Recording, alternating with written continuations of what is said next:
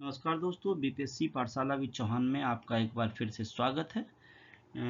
आइए हम बीपीएससी पाठशाला विद चौहान के एक नए सीरीज़ में चलते हैं, जिसमें मैंने विश्व इतिहास के कुछ पॉइंट्स को डील करने का प्रयास किया है, जो आपके अदर पीसीएस एग्ज़ाम्स के मेंस में और आईएएस के मेंस में साथ ही जो एकेडमिक एग्ज़ाम्स होते हैं, जिसमें आपका 9 to 12 के एग्ज़ाम्स हैं और साथ में आपके बी और एमए के हिस्ट्री के एग्ज़ाम्स हैं, उनमें भी इस टॉपिक से प्रश्न आते हैं।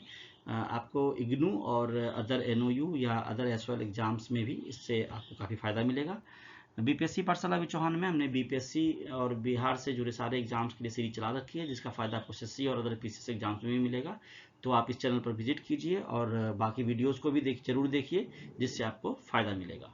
तो चलिए, आज का जो टॉपिक है आरंभिक मानव समाज, उस पर बात करते हैं और बिना समय गंवाए इसको आगे बढ़ाते हैं।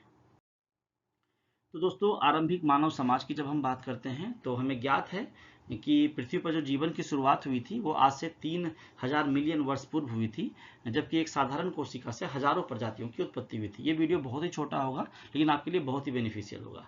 18वीं शताब्दी तक मानव उत्पत्ति की जो ईश्वरीय धारणाओं का बोलबाला था, वो 19वीं शताब्दी के प्रारंभ में वैज्ञानिकता की ओर बढ़ चला था। 18th सेंचुरी से पहले क्या होता था, लोग सोचते थे कि मानव की उत्पत्ति है ना, वो भगवान ने करी है, ईश्वरीय अवधारणा पर आधारित थी पूरी उत्पत्ति। लेकिन जब 19th आया ना, 19वीं शताब्दी आई, तो वैज्ञानिक आए, उन्होंने प्रयोग किया, उन्होंने बताया कैसे सेल हुआ, कैसे सेल से जीवन की शुरुआत हुई।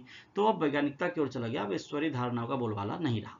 निष्कर्ष और शोधों के आधार पर यह समझा गया कि आधुनिक मनुष्यों के कई पूर्वज रहे पहले, और खोजकर्ताओं के लिए मानव की परिभाषा केवल शरीर रचना ना होकर उनका सांस्कृतिक और दार्शनिक स्तर भी था। कैसे सिर्फ शरीर की रचना ना होकर कैसे सांस्कृतिक विकास होता है मनुष्य का आगे धीरे धीरे, और कैसे दार्शनिक स्तर पर उनका दार्शनिक विकास होता है, इन सब पर भी शोधकर्ताओं ने जोर डाला। यह कभी भी सरल नहीं रहा। जब हम मानव समाज की बात करते हैं तो उसके बारे में समझना कभी भी सरल नहीं रहा। दार्शनिकों ने यह बताया कि आत्मा सिद्धांत जो है, वो जीव वैज्ञानिकों के अनुसार जो है वो होमोनिड्स होमोसेपियंस वाले सिद्धांत से अलग है। मतलब दार्शनिकों ने बताया आत्मा सिद्धांत, जीव वैज्ञानिकों ने बताया होमोनिड्स होमोसेपियंस सिद्धांत, और मानव शास्त्रियों ने बताया कि उपकरण, भाषा और कला के सिद्धांत के रूप में कैसे मानव समाज आगे बढ़ा है। तो तीनों ने तीन तरह से देखा। देखा जाए तो मानव विकास के सभी प्रश्नों की दो ही पहलू हैं। एक तो इसका जैविक विकास कैसे हुआ, और दूसरा सामाजिक और सांस्कृतिक विकास कैसे हुआ। मैं आगे बहुत सारे वीडियोस लाऊंगा और आपको धीरे धीरे सारे टॉपिक्स जो हैं इतिहास के और अदर सब्जेक्ट्स के, वो थोड़े छोटे छोटे वीडियोस में वो क्लियर कर दूंगा। आप हर चीज़ समझ पाओगे और अपने प्रश्न के उत्तर को अच्छे से लिख पाओगे एग्जाम्स में।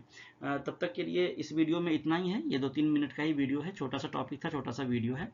और आपसे गुजारिश है, आप चैनल पर विजिट कीजिए बीपीएससी पाठशाला विद चौहान पे, जहां आपको बीपीएससी और एसएससी से संबंधित सारी आपको मेन जानकारियां मिलेंगी और वीडियोस मिलेंगे, जिसका आपको फायदा मिलेगा। खास करके अभी मैंने बीपीएससी 72वीं की सीरीज चला रखी है, उसमें जिसमें बीपीएससी का पूरा सिलेबस मैंने धीरे धीरे डालना शुरू किया है। आप उसको पढ़िए और उसका फायदा उठाइए।